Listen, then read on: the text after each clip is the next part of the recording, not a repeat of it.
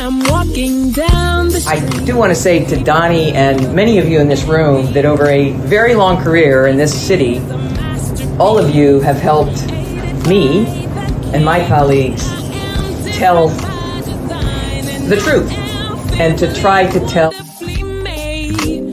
I may not look like you and you me, but my head up. I'm South Carolina, so I just What does this event mean to you, Miss Peggy Moss? Oh, my heart. Happy 20th anniversary. My heart is about loving up on my sisters. Do you know what it feels like to have your sisters in the room? John. And dare to be different and unique. I'm gonna be the best me I can be by letting His glory shine through. I am beautiful, I am blessed, but not just what you see in the flesh. I'm free from people, free from myself. The doctor lived next door to the janitor to the reverend and the lawyer. We were together. Now we get so high and mighty that you create stress for your society because you don't like poor black folks either. That's a health problem. Get yourself together so I can stop being taking care of geriatric people and get back to pediatrics. I thank you, Donnie, for all you've done. Let's keep doing it all the more. Letting His glory shine through. Dare to be you, dare to be me, dare to be different and unique. I'm gonna be the best me I can be by letting His glory shine through. And I dare you, I dare you, I dare you to be you. First name's Donnie, last name's Glover, entered the winning for the long haul, baby. We have a special report for you. We're being joined by Dawn Seestedt. How are you, Dawn? I'm fine, thank you. Good. And we have on the line with us Pete O'Neill. Pete, you with us? Yeah, I'm here. Nice to talk to you, my friend. Good, good. So on Sunday, August 27th from 12 noon to 6:30 p.m. at Gwynn Oak Park, we'll be celebrating the 60th anniversary of the desegregation of Gwynn Oak Park. And I first should give many thanks to Joshua Manns of Joe Manns Awards for making me aware of this momentous occasion. Any thoughts, Dawn? Yeah, Joshua has been great working with. One of the things that I'm trying to do with this festival is use local businesses and promote our local business people to just promote the area. It's in need of a lot of investment, and hopefully on an up note. It's been a real pleasure working with Joshua at Joe Manns. Okay. Pete O'Neill, any thoughts as we get started?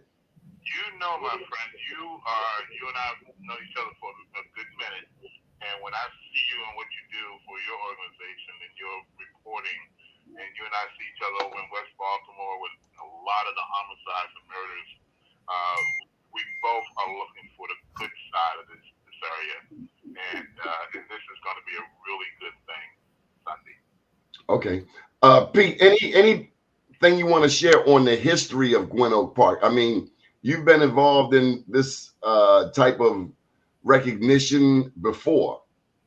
Yeah, my wife and I had the idea of doing a documentary.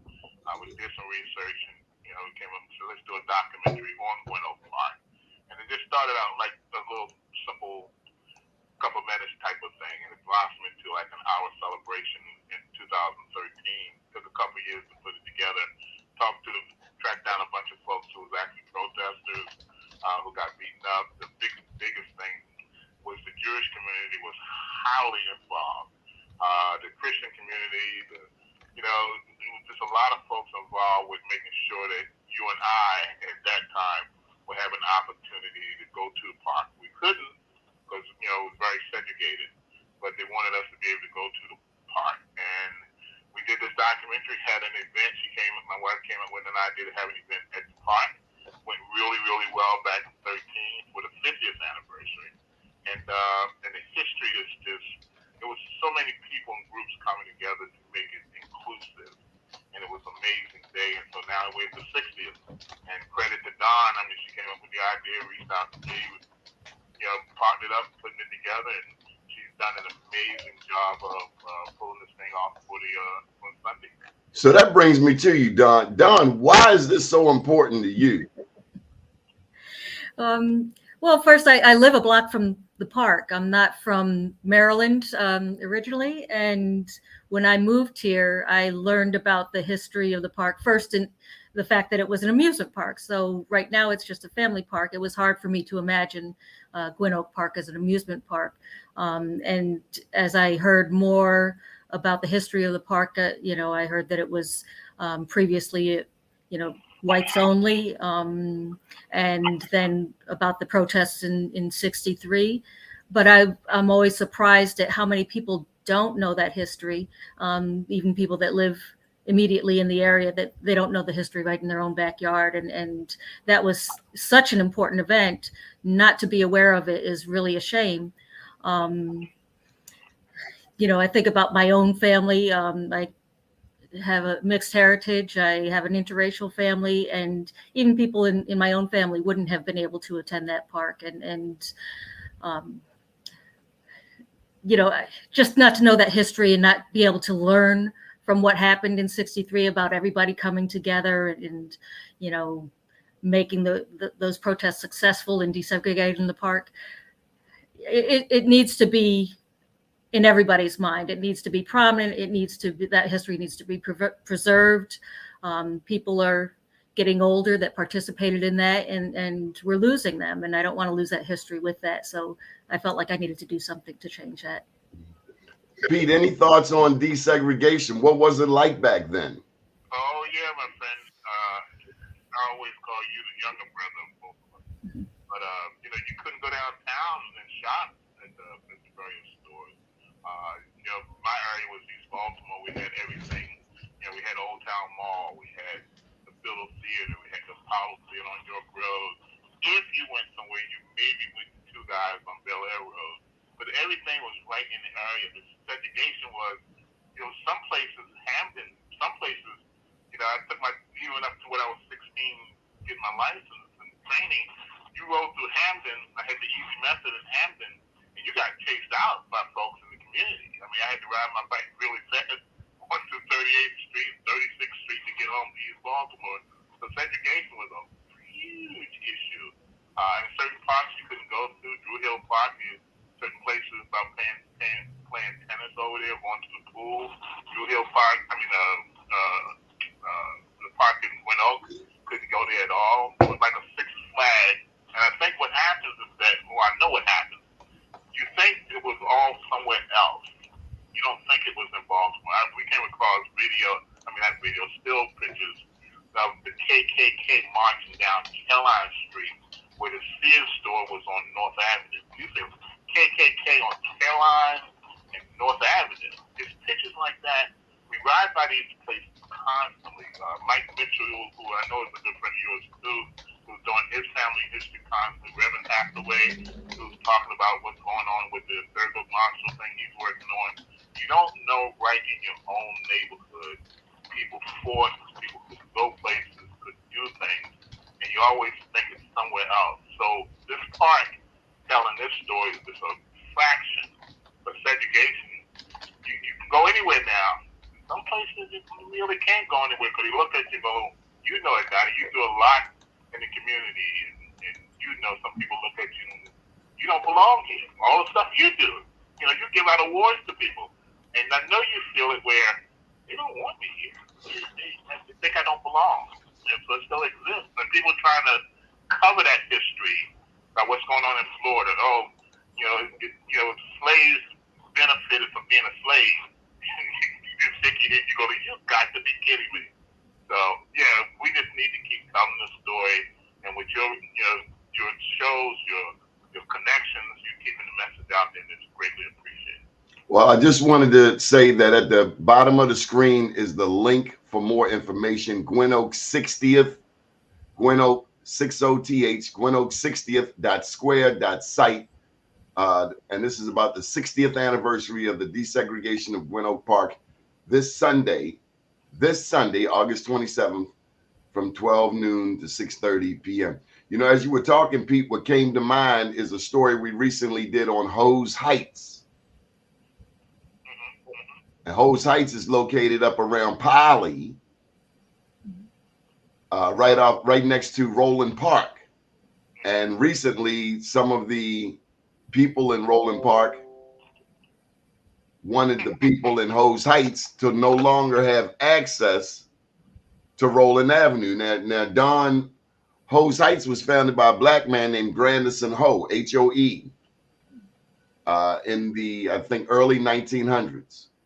And it's a mixed community now, but the people in Roland Park, the Baltimore's first suburban garden community, back in 1910, they had the mayor at the time, J. Barry Mahul, introduced this ordinance which said that blacks couldn't move into white neighborhoods and whites, conversely, could not move into black neighborhoods. And this mentality was replicated around the country, and hence J. Barry Mahul, the mayor from 1907 to 1911, is known as the father of segregation. You're a treasure, my friend. A lot of that history, not that particular one, but a lot of history until you tell me, I don't know. And that's the sad part about it. And it's just other documentaries my wife and I are working on, other stories. I mean, talking to Dawn and her heritage and who she is, she has a story. We got to keep this message going because these kids think it's somewhere else. It was in Georgia, it was in Alabama. No, it was right down Woodlawn Drive and Security and, Druid Hill Avenue and, Druid Hill, the Park Circle and, with the other amusement parks, the Eastern Shore with Gloria Ricks. And it was all over and it's still going on. And you think it's, anyway, Donnie, I love you, man. You do good and I appreciate you, keeping this message and hitting us over the head with it. Don't forget the history. Don, when you saw Montgomery, Alabama go down, what were your thoughts?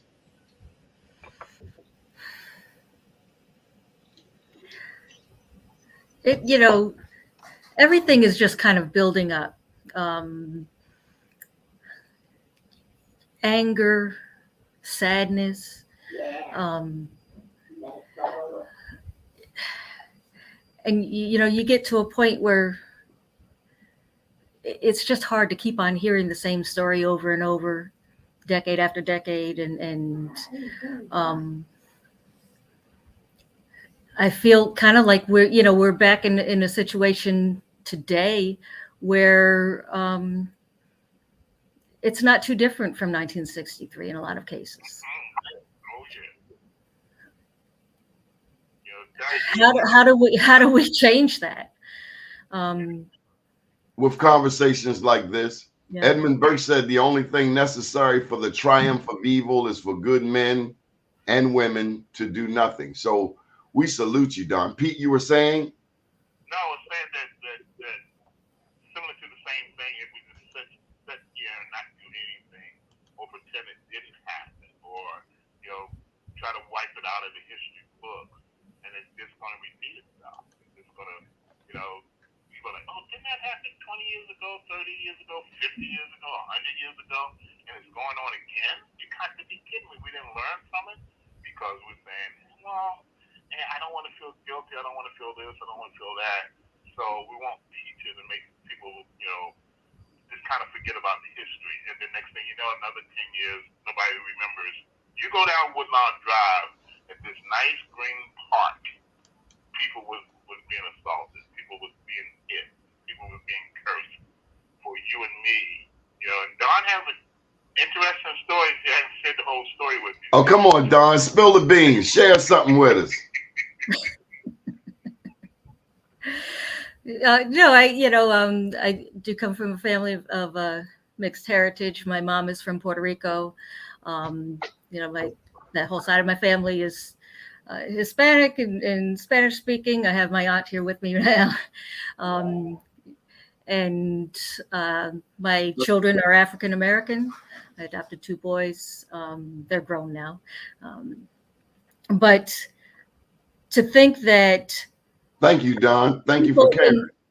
People, in my own family would not be able to go to that park where I would be. Or I see, I do, I'm a physical therapist. I do home care, and I work mostly in West Baltimore. I see instances where my appearance, my white privilege, affords me to go in and out of neighborhoods. The police don't stop me or question me. If there is some type of drug raid going on in the next house over, I'm allowed to come and go freely without anybody even, questioning what I'm doing there. They just automatically assume that, it's all good. And, I'm not part of that. The problem. Part of the problem, part of the drug, interaction that they're investigating or they're assuming is happening. So I come and go freely in a lot of places because of my appearance. And I see where my own son is the first day that he got his when he got his driver's license, his first car, he was driving it behind me. I was in front of him. It was a stormy day, so I was, really cautious about him driving home. And he was just, a few car lengths behind me, but he got pulled over before we even, hit our street. He was not doing anything. He was following all the traffic, rules. But he was questioned, and I was just, allowed to go on. But that kind of thing. My son would be questioned in stores, followed, accused of stealing things. And I never had those experiences. The young lady who went up, Donnie, who was, remember her name, Lydia Watkins. Her and her aunt, it was an article in the Afro by her and her aunt. They looked white. They looked very, very, very light-skinned black, and they was able to get in the park. There's a trial, and they, she was able to get on the rides and everything. Then she said she got nervous because she didn't know if people would find out that it was actually black, So when you look at, and I'm going to say, because I had this conversation with Dawn, when you look at Dawn, even though her heritage is mixed, she looks white, like totally white, but she can go in any way she wants. But her heritage is Puerto Rican. She doesn't have the brown in her skin, but her blood is like you and I. I mean, obviously all of our blood is the same, but you see what I'm saying? Yeah. Her feelings, when we did the documentary, it was like, I asked white folks, why would you want to fight for me to get into this park? And the Jewish folks said, my family went through it during the Holocaust. I felt like I understood what you was going through. You know that if you go above Northern Parkway on Park Heights, so you're in the Jewish community, you get looked at differently. If you're below Northern Parkway, you're treated differently. So it's a lot of this still going on that we just don't really talk about. And you and I both know you hit people right from the gut to tell people this is happening, this is going on. And I'm not putting you out there in the sense of just tooting your own horn, but you keep people in the mix of this stuff to let you know, don't get comfortable, don't get complacent, don't be satisfied. It's still happening, and it means a lot. Don, back in 2021, I wrote my second book, I Am Black Wall Street, and it has 2 heroes. One is a black Indian, a black Seminole named Chief John Horse. His is the most amazing story you've ever heard of an American hero. He fought in the Second Seminole War. Now, the other hero in this book is John Brown. And I've said it once, I'll say it again. And when I get to heaven, yes, I'm going to heaven, I want to meet, besides my parents and lineage, Harriet Tubman and John Brown, because they were 2 of the most selfless people that I've ever read about in my life. So thank you for being of the ilk of a John Brown. Again, Edmund Burke wrote, the only thing necessary for the triumph of evil is for good people to do nothing, whether it's Montgomery, whether it's Baltimore, whether it's South Africa. And it's so hard to think that apartheid was right here, is right here. I mean, you look at redlining, how much it costs for car insurance in this zip code where I live, 21217, versus say 21133 out in Randallstown, Owens Mills. You look at just the price of doing business. Everything costs more, but thank goodness for people like you, Dawn, and thank God for people like you, Peter, and your wife for keeping this history alive. Oh yeah, they got other stuff you and I would need to talk about it. Two guys on Belly Road with all the folks still buried under. We're working on that and some other things happening, man. So again, I appreciate what you're doing, appreciate the opportunity. And you're right, Dawn is one of those folks that you're glad you meet, that you're glad you met, and that you're glad to help her do whatever she needs to do. So I want to know this, Dawn. ¿Tú hablas español? ¿No hablas español? Un poquito. Okay, why? Oh, you know what? It was a different time. When my mom's family came over from Puerto Rico, it was in the 50s, late 50s, and it was all about assimilation. One of her good friends has a perfect story about that. Her last name is Lequerica, but when she came over from Puerto Rico, it was Lequerica. But in order to assimilate and kind of downplay the Hispanic heritage, she actually changed her name to Lequerica because when people, first of all, they couldn't pronounce it. Second of all, they couldn't spell it. And it was easy to say, my name is Lequerica, like America. And she wore that like a badge and kind of, got rid of the original pronunciation of her own name. Kind of the same thing in my family, Spanish was spoken when, my aunts and uncles were all together and cousins, but in the home, it wasn't allowed. My father didn't speak Spanish and he thought everybody would be talking about him. He couldn't understand them. So, yeah, it was frowned upon to speak Spanish in my house growing up. I started school. Actually, I was sent down to Puerto Rico to start school. I lived with my grandmother down there. And then when I came back, it was not allowed to, speak Spanish in the house. And I think I have a little bit of a block about learning. I would love to really put my emphasis on learning Spanish. I have my aunt here with me now that I take care of, and she's got dementia. She always spoke both languages at home, and now she's forgotten her English. So it's really important that I can communicate with her, but it's gotten more difficult because she's speaking Spanish and I'm answering her in English. Well, I got to do this plug. Number one, my grandfather, my maternal grandfather was from Santurce, down in San Juan, Puerto Rico. His name was Joaquin Calderon. Also, did you know that Spain owned Florida up until 1831? So that meant enslaved persons who could escape to Florida, say from Georgia, South Carolina, Louisiana, could in fact gain their freedom.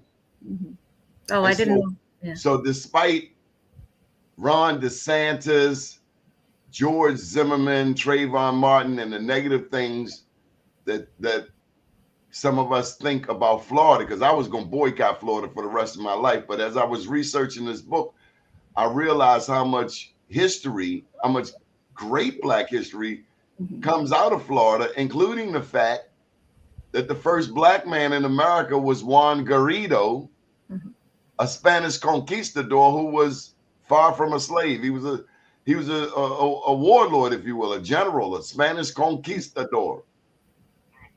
So there's so much history, and because we only speak English, we only get the English history, the Anglo-Saxon history of America when there were French.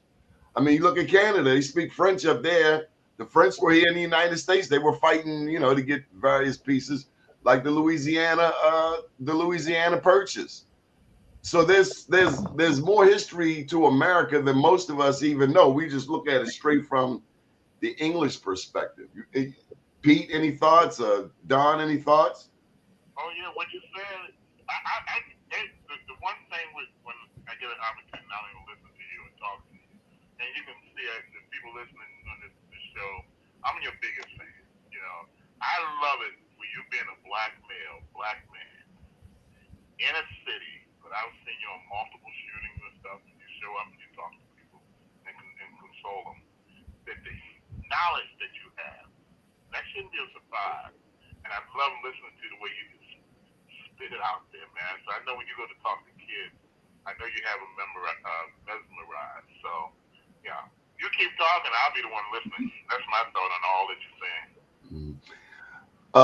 Don, how important, where did you get this service component, this service characteristic in your personality? Why do you care?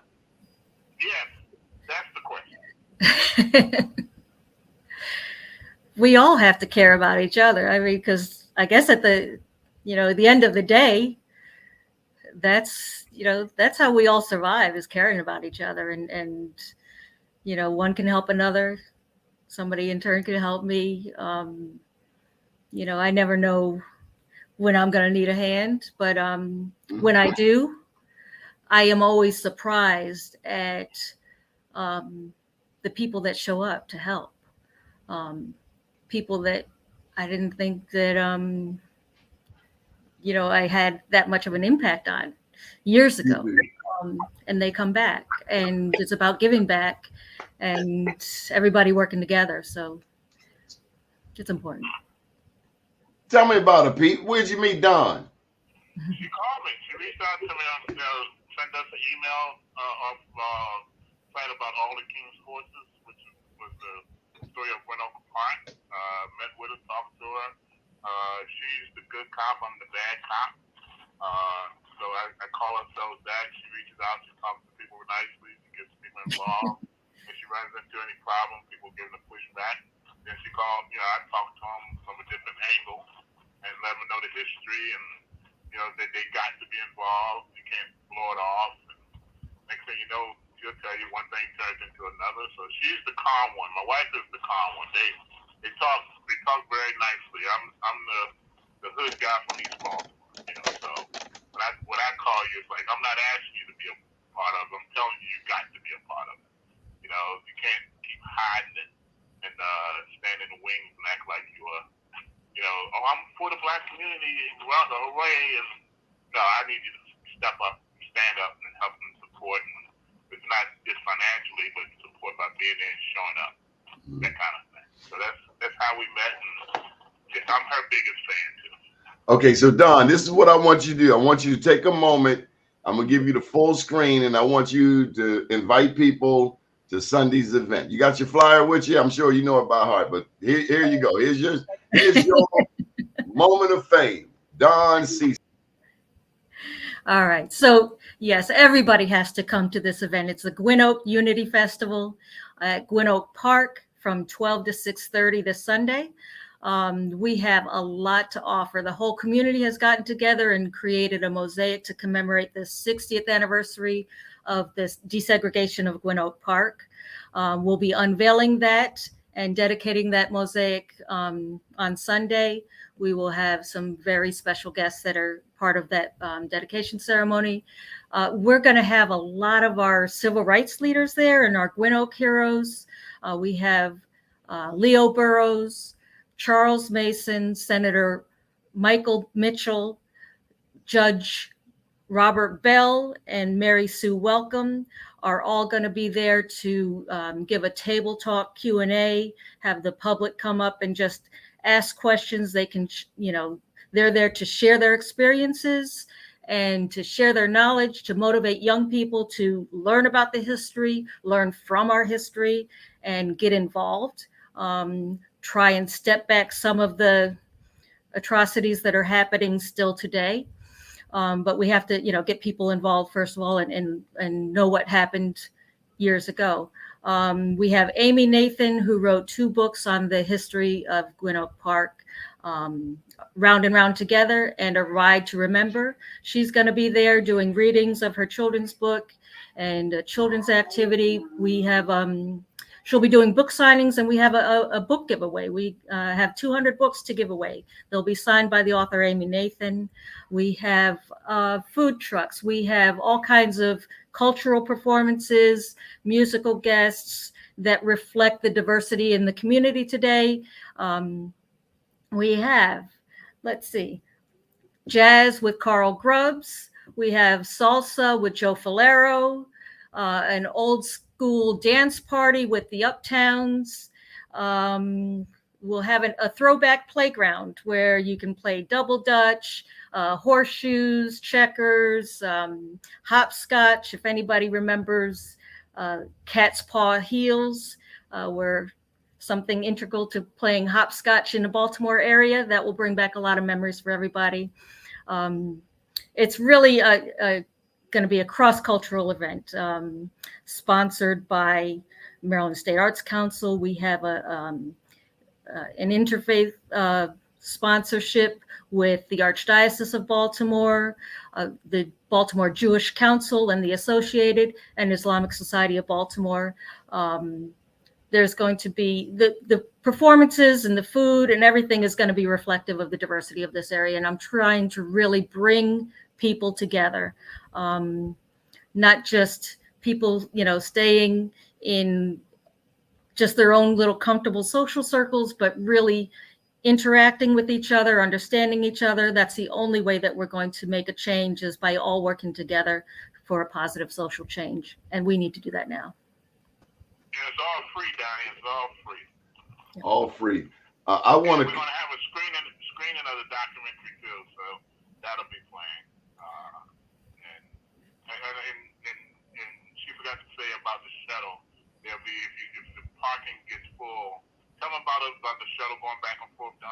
Yeah. So I'm a physical therapist. Accessibility is important to me, and that's part of being totally inclusive, not just of races and cultures, but people with physical disabilities or physical challenges as well. So we've arranged to have satellite parking at the Woodlawn Library and Woodlawn High School. There will be a shuttle, 3 shuttles actually, that are wheelchair accessible to transport people back and forth from the parking lot at the library and the high school to the park. And then within the park, Forest Park Golf Course has donated a golf cart. So we will have that on site to transport people just within the park themselves, itself. You and me might not have a problem walking 50 feet, walking 100 feet, but that might be a real challenge for somebody. So we have the golf cart. Once they are dropped off at the entrance, they can catch the golf cart and go and enjoy and be a part of any of the events that are going on. And there are a lot of events going on. Pete, this is just absolutely beautiful. And I'm glad I thought to call you, because I remember all the work. Don, you don't know, this man would have beat me up. He talking all of that kumbaya Jesus Christ stuff. He would have beat me up. He would have beat me. Hey, man, you ain't called me. I know, but you know me. I'm always, it's not about me, or that. I know you feel the same way too. Like, say that. I know people listening to this broadcast is like, oh man, he just keeps building Donnie up. If the brothers don't build each other up, I am not jealous of you. This is no crabs in a barrel. You do a tremendous amount with your awards program, with highlighting what people are doing in the community. And if we don't build each other up as black men and not try to tear each other down all the time for all the good work you're doing, then I have no words to say how I feel about people who do that. So, yes, my friend, I would have been mad. I would say, okay, why didn't you let me know? Yeah. But I'm fine with not taking a bow, because what we're doing is we want people to remember what people did in the past, and what you and myself, my wife, and Dawn are trying to, do it for the kids in the future, and not forget these sacrifices. So thank you. So Dawn, do you know what Pete does around Christmas time? Oh, his toy drive. Yes. Oh. Pete does the biggest toy drive that you've ever seen. I've seen other people try. They can't touch me. MC Hammer can't touch this. I won't say that, man. I know where I'll be this Christmas. Big Daddy got the Thanksgiving thing on lock, but Pete O'Neill, I mean, it's a beautiful thing. It's a real, and you know, when I saw the Christmas drive, I had to stop beating him up. You know what this man, that's what, like people always say, they don't ask what college you went to, they don't ask what state you lived in. I'm from Baltimore. First of all, what high school did you go to? That's extremely important. And what side of town do you live? Well, where did you go to high school? Where did you go to high school? And what side of town you live? Well, where did you go, Pete? Oh, well, you know, I'm in East Baltimore, played around Madison Square Rec Center, went, even though I was right at Madison Square, I went to Clifton. I didn't go to Lake Clifton because I had the opportunity to go to City. So Clifton, it was Preston Elementary, Clifton Park, which was on North Avenue. You went to City? Look, you was doing good, man. Don't start having a tone to your voice, okay? Did you know that they have therapy available for you? You was doing good, man. You was doing so good. You was doing really Don, there's a Poly City rivalry here that goes back. It's the oldest in the country. And I went there to Poly for 2 years, and my son and daughter graduated from there. But I'm a Dunbar poet at the end of the day. Okay, all right. So see, we used to we did a lot of spanking on Lake Clifton, but we love Lake Clifton. That's probably the greatest historic rival to Dunbar. There you go. We'll negate that Poly part of it. You know, we'll just, you know, I don't know the words like you know the words, but we'll just negate that Poly. But I tell you what, when I did go to Poly, Pete, I do remember having an incident or two in Hamden. And it also, as you were talking, I remember getting chased out of Carroll Park. Come on. Now, I wasn't the fastest runner, Don, but when you look up and you got a mob behind you with dogs and bats, Come on. Wilkins Avenue does not seem that far away. Once you got to make it to Wilkins Avenue. You got to make it cross the bridge. Because if they catch you, you have a problem.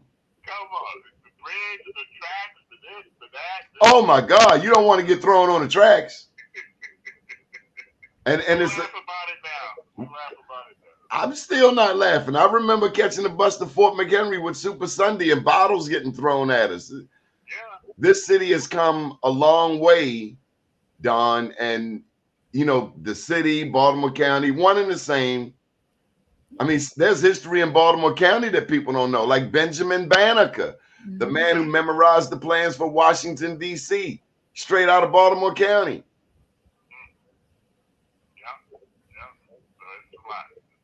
So, Don, we want to thank you. Anything that you would like to add or anything that we didn't cover? Or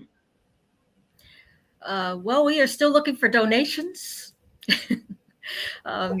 This festival is fully supported by donations, and we're still looking for more. I would like to, you know, continue on. The festival is Sunday, but even after that event, there's still a lot of work to be done, and a lot of things that I'm going to promote to be involved in. We're going to be collecting oral histories from people who were part of the protests and part of the civil rights movement in the 60s. You can sign up for a scheduled interview, for a StoryCorps type of interview. You can sign up at the festival, and then that will probably continue for another year in collecting those oral histories, and they'll be stored at the National Archives as a collection. Don, I need you to put a plug in. I think we skipped one of the sponsors, Baltimore County Rec and Parks. I think you mentioned them, but what about Baltimore County Public Library, considering this is history? The library, the library and Rec and Parks, they're both partnering with us. And the Woodlawn Library particularly has just stepped up every step of the way. The Gwynn Oak Park is actually going to be under renovation beginning of next year. So the final installation, the permanent installation of the mosaic is not going to be happening at the park until after those renovations are completed. So we had to find a site to do a temporary installation of the mosaic, and Woodlawn Library has agreed to be that site. So after the festival and the unveiling and dedication, the mosaic will be installed at the Woodlawn Library. They are also going to be exhibiting some of the posters that we have with our civil rights heroes and their bios. I'm glad you mentioned that, Dawn. I got to jump in here.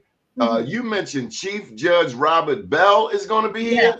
Yes, he is. Oh my goodness, Pete, did you make that happen? She did, but yeah, I worked with him. We actually done a documentary on him too.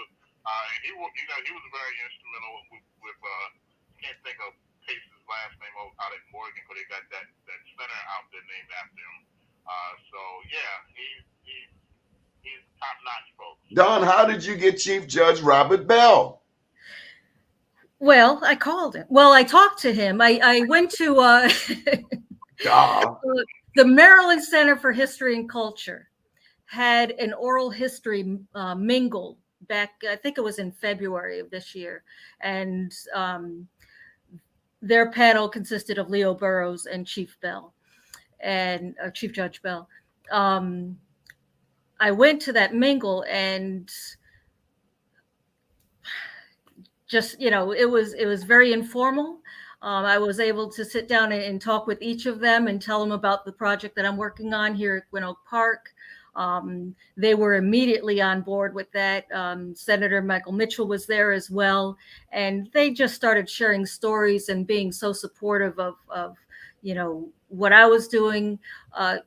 It just turned into, we need to replicate this. That was such a, an inspiring moment for me to be in the presence of these great men and to think that I could do the same thing at Gwynn Oak Park was really a gift. So, as I learned a little bit more and talked to Mary Sue Welcome and Charles Mason. Oh, actually, Charles Mason was one of the... Where did you find Mary Welcome? Pardon? Where did you find Mary Welcome? I've not seen her in years. Actually, I ran into her in her building. I have a patient in her building, and they live in the same building. And now, Pete, this is the same Mary Welcome that had the printing shop downtown. Oh yes, it's Mary Welcome is Mary Welcome. There's no two. There is no other. I mean, she's quite the personality. Yes, she is. Yeah, She got a little gangster in her. You're right. But Donnie, did you notice? And I know I'm the bad cop here. Who's not on that list of sponsors and who's affiliated with this? And you are an investigative person. I'll leave it alone. But there's some obvious groups and folks that we reached out to and never responded back. First person comes to mind is the county executive, Johnny Ochesky, won by 17 votes. Oh, he will be there. Yes. Oh, because we got to acknowledge Johnny. He's got a birthday coming up, and he's been, he's always been supportive from my perspective of the efforts that are going on in the community. So I'm glad to hear that. He has been supportive, as is Izzy Patoka, our county councilman for District 2. His team has really worked hard in promoting this and helping, jump every hurdle that we've met along the way. So they've been instrumental. Big ups to Izzy Patoka. He's got a mean jump shot, or he used to. Quite the basketball player. You could do something for us, Don, since you have all these people in your private phone number. The young lady who, I keep forgetting her name, the young lady who father was buried. What's her name, Don? We kept talking about her. Oh God, very light-skinned senator, state senator. Jill Carter. Jill Carter. Oh yeah. Jill Carter, we have a stage name after her dad. Walter P. Carter. Yes. Yeah, Walter P. Carter. It's a stage name. We've been trying to reach out to her to let her know about the event. Obviously, he was extremely involved with a lot of the protests, getting things done and set-ins and stuff. So if you can reach out, let us know what's going on. It's great to have you. Okay. So again, on Sunday, the 60th anniversary of the desegregation of Gwynn Oak Park, Sunday, August 27th, 12 noon to 6:30 p.m. Join us for a day of honor, celebration, and Unity Festival. The website is gwynoak60th.square.site. Live music, food trucks, giveaways, cultural performances, honored civil rights heroes. It's going to be a table talk celebrating diversity, readings of A Ride to Remember with author Amy Nathan, an unveiling and dedication of the Gwynn Oak Mosaic, vintage games, free for the family. This is just marvelous. I will be there. I will not miss it for the world. I think that is everything. Anybody got anything they want to add? And I know it's not on the flyer, but the viewing of the documentary, it'll be on a repeat, so you don't have to sit there and watch the whole thing. But it'll have video and pictures of the protesters being carted out by the police department. So that's going to be playing on a loop, so they get a chance to see that too. Anything you want to add, Dawn? It's free. It's free. It's all free. It is all free. It's all free. Dawn, again, it is a pleasure to meet you virtually. Well, yes. Hola, tu familia tiene un buenos días. Mi español no es perfecto. Yo hablo. Come here and say hello. Come here. Hola, mi familia de Puerto Rico, Baricua. Hola, mami. Hola, Tati. Esta es mi tía. Que Dios te bendiga. A que Dios te bendiga. Dios lo bendiga a usted también. También. Sí, a usted también. That's our auntie, yes. Bienvenido a Baltimore. Bienvenido.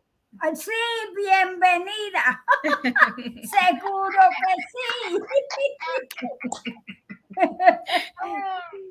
Thank you, everyone. Don, it's been a pleasure. Pete, thank you, big brother. All right, back at you. Okay. Keep doing what you're doing. Yes, sir. Good afternoon, world. Thank you. Thank you. De nada.